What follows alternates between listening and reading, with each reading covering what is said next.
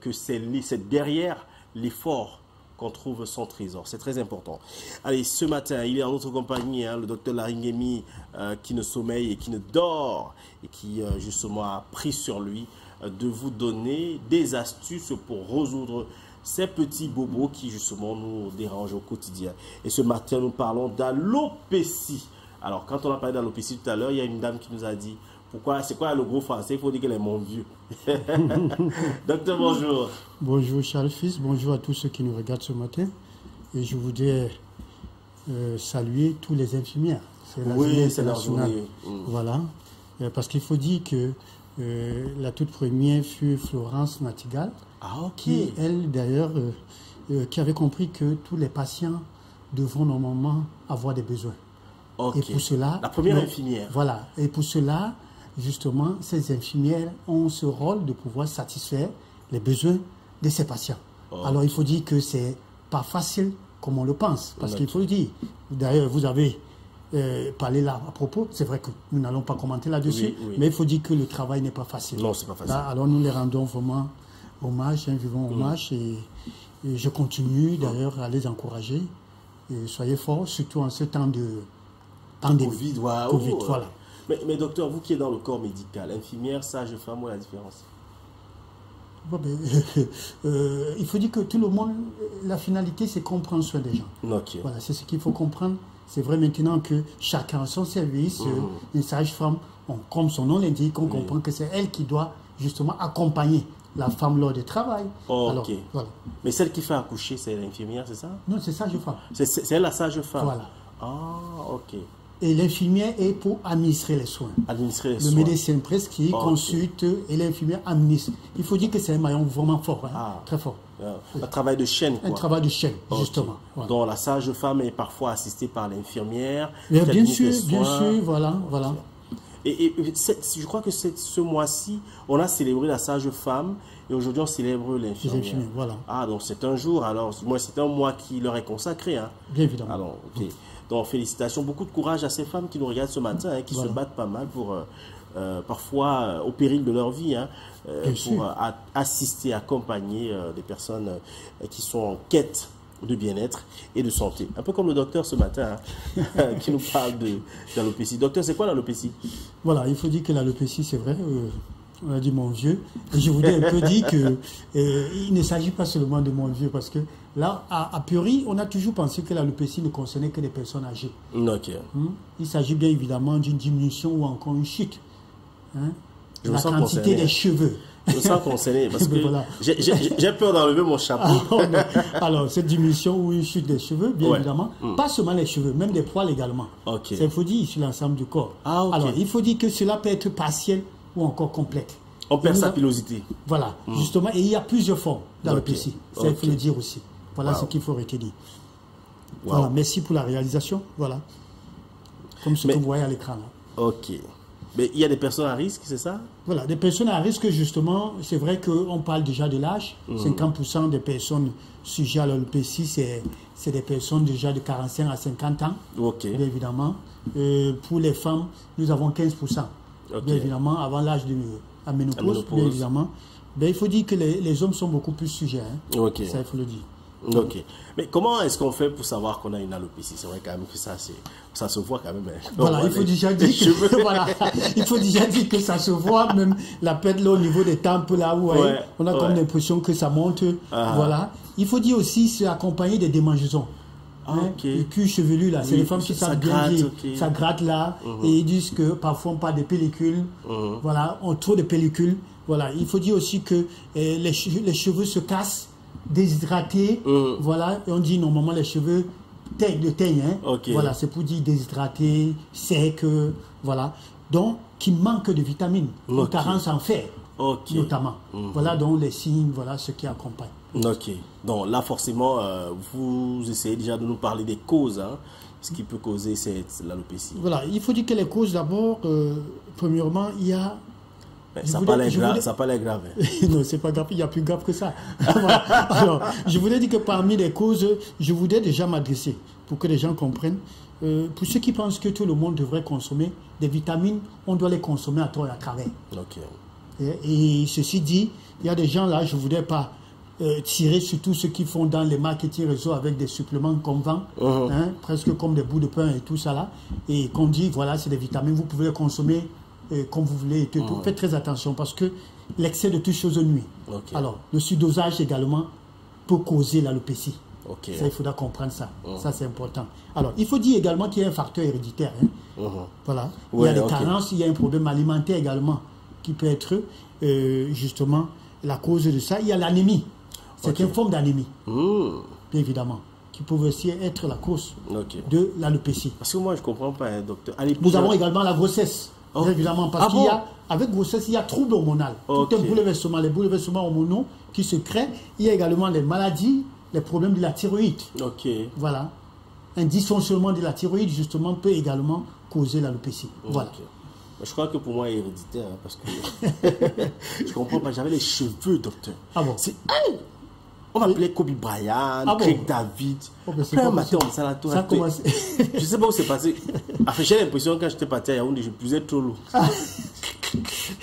J'ai eu une table là qui m'a posé. Ouais. Je dis que il faut dire ça vous, justement il y a des facteurs justement. Je vous dis je quittais Jean-Amérique Ngouaïkele pour le commissariat avec une bassine, avec la bassine d'eau parce qu'il y a des problèmes d'eau à cette époque là. Je portais ça sur la tête et du coup ça lissait, ça commençait à Craig David était à partir, c'était fini. Voilà, ça juste que je dis quand il regarde ma tête là que tu m'as fait, ma flèche est finie. Ok. Alors, il y a des facteurs de risque. Oui, les facteurs de risque, bien évidemment. Il y a le tabac, la cigarette. Cigarette. Je ne voudrais pas parler de l'alcoolisme. Je voudrais parler justement de ces produits cosmétiques. Défrisants. Vous savez que les femmes aussi, les hommes également font. Se défrisent. Alors, les défrisants là. Alors, ces produits-là également, c'est un problème. Voilà. J'ai parlé tantôt de ces carences alimentaires. Il y a un problème alimentaire également. Voilà. Et il y a des pathologies également, comme facteur de risque. Déjà, si vous êtes sujet à un cancer, il y a la chimiothérapie. La chimiothérapie, oui. Notamment, ça fait, voilà, pour ne pas dire disparaître les cheveux, là, la radiothérapie également. Voilà, il y a beaucoup de pathologies également qui peuvent justement être des facteurs. Justement, en ce moment-là, l'alopécie serait comme symptôme. Voilà. Donc, l'alopécie, c'est ça la calvitie, non? Non, ça n'a rien à voir. Voilà. Parce que moi, je vois, c'est pas la calvitie là-bas. Non. Alors, il faut dire que la calvitie est différente de l'alopécie. Voilà. On commence par l'alopécie. Justement, je vous ai dit qu'il y a plusieurs formes. Alors, plus ça devient grave, plus ça veut dire que la diminution, ce n'est plus la diminution des cheveux ou des chutes des cheveux, c'est l'absence des cheveux. C'est ça la calvitie. Donc, l'alopécie même c'est un peu simple. C'est pas dangereux. C'est pas dangereux parce que on peut remédier. Il y a une forme qu'on peut remédier. Les cheveux peuvent revenir, bien sûr. Ah bon? Dans le traitement, bien sûr. Donc j'ai espoir. Seigneur, non docteur, parce qu'il faut que mes cheveux reviennent quand même. Alors comment est-ce qu'on pose le diagnostic? Voilà, il faut déjà dire qu'à chaque fois que vous constaterez une chute ou une diminution des cheveux, voilà. Parce que c'est vrai, vous avez dit, ça ne s'ignore pas, ça se voit à l'œil nu. Que vous dormez, il y a certains qui disent parfois que c'est le lézard. Le lézard qui a léché la tête. Voilà. Alors, à chaque fois que vous aurez constaté une chute ou une diminution, il y a lieu de consulter. N'allez pas chercher le lézard pour tuer. Alors, c'est important de savoir, il y a lieu de consulter. Et maintenant, à l'issue d'une consultation, le spécialiste, justement, va vous soumettre à un bilan. On va jusqu'à faire, justement, la biopsie. Parce qu'il faut le dire, pour justement... Alors, l'examen des cheveux, on étudie justement, on va lever là pour pouvoir justement analyser, comme on fait souvent pour la peau, pour les cas de microfilets. Alors, pour les cheveux également, on va le faire. Il y a un docteur des cheveux. Tout médecin peut consulter pour un cas d'alopécie. Voilà. Donc, après examen, justement, il va vous soumettre à un bilan, justement, qui va permettre non seulement de déterminer le type d'alopécie dont vous êtes sujet. Et c'est à l'issue de cela, justement, qu'un traitement est envisagé. Docteur, après cette émission, vous allez me consulter. Je vais vous montrer ma part d'alopécie. Là, vous voyez si on peut résoudre le problème. Moi, je résous mon problème comme Manu Dibango. Je rase moi tout. Bon, ok. Comme tu as commencé à quitter, donc quitte une fois.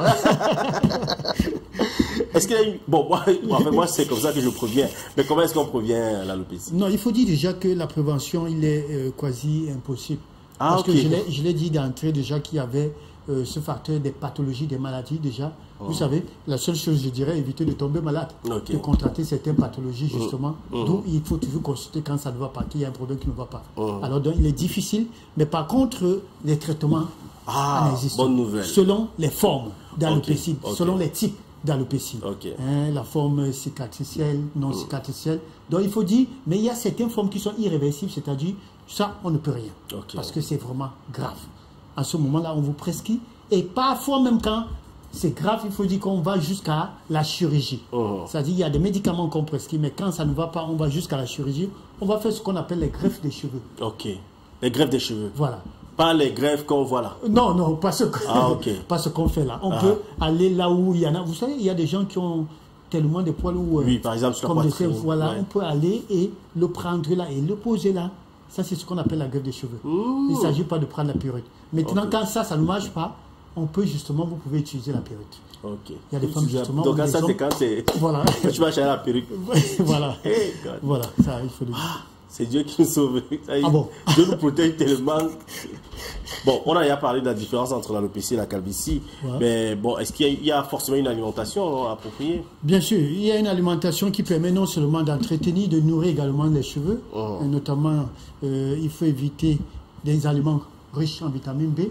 Notamment, une bonne alimentation. Manger déjà sain et équilibré permet justement de lutter contre cela. Alors, il faut prendre du cacao, du chocolat noir, l'huile d'olive, manger la banane. Ça, voilà. La banane? Oui, les fruits rouges, notamment les fraises. C'est très bien pour les cheveux. Voilà autant des aliments qu'il faut manger et éviter tout ce qui est acide gras, saturé, charcuterie, viande, poisson brisé, tout ça là.